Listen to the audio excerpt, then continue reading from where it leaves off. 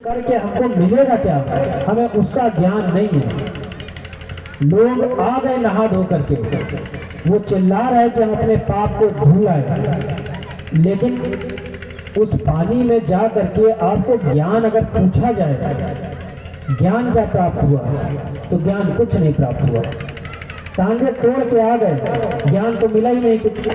जब तक ज्ञान नहीं मिलेगा, भजन ध्यान सुमरन कैसे करना है वो विधि नहीं मिलेगी, तो जब तुम भजन ध्यान सुमरन में बैठोगे नहीं, हमारी जीव आत्मा इस संसार में क्यों आई, जाना है उसको तो कैसे जाना है ये भी नहीं मालूम, तो कोई मतलब का नहीं है।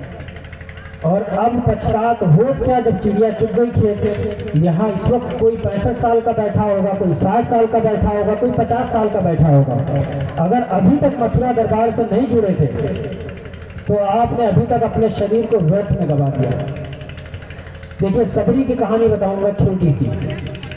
सबरी जब छोटी थी तो अपने गुरु, उनकी भक्ति वो करती थी, मृतंग ऋषि की। और जब मृतंग ऋषि का समय पूरा हुआ तो मृतंग ऋषि जाने लग गए, तो सबरी ने कहा कि हे नाथ, हे प्रभु, हे गुरु, मुझे भी अपने संग ले चलो। तब उनके गुरु ने बोला कि बच्चा, मैं अभी तुम्हें अपने साथ नहीं ले जा सकता। हमने अपने तपोबल से इतना कर दिया कि मेरे इस आश्रम पे एक दिन राम आएंगे, और जब राम अपने भाई लक्ष्मण के साथ आएंगे तो वो तुम्हें विद्या बता देंगे, एक विधि बता देंगे। उस विद्या, उस विधि को करके तुम मेरे पास आ सकती हो। सबरी बड़ी हुई, जवान हुई और वृद्ध हो गए। राम अभी तक नहीं आए।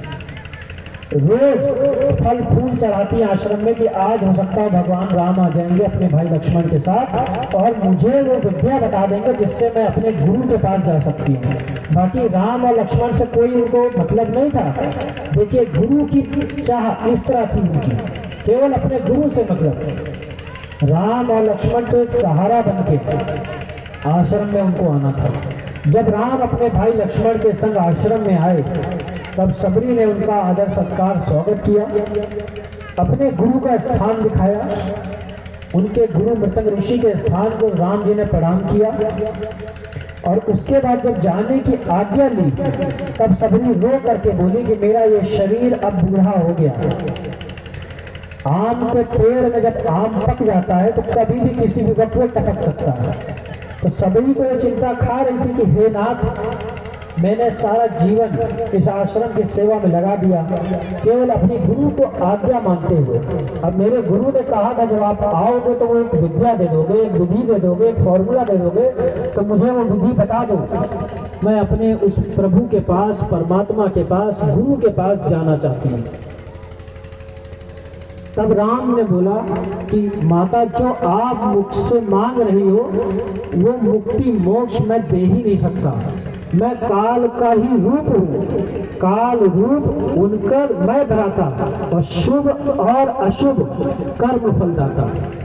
मैं काल का रूप हूँ, अच्छे बुरे कर्मों का फल दे सकता हूँ, मगर मुक्ति और मोक्ष ये मेरे हाथ में नहीं है माता। मुक्ति तो है चरणों, मुक्ति तो है संतों की दासी, और पड़ी रहने चरणों के पास।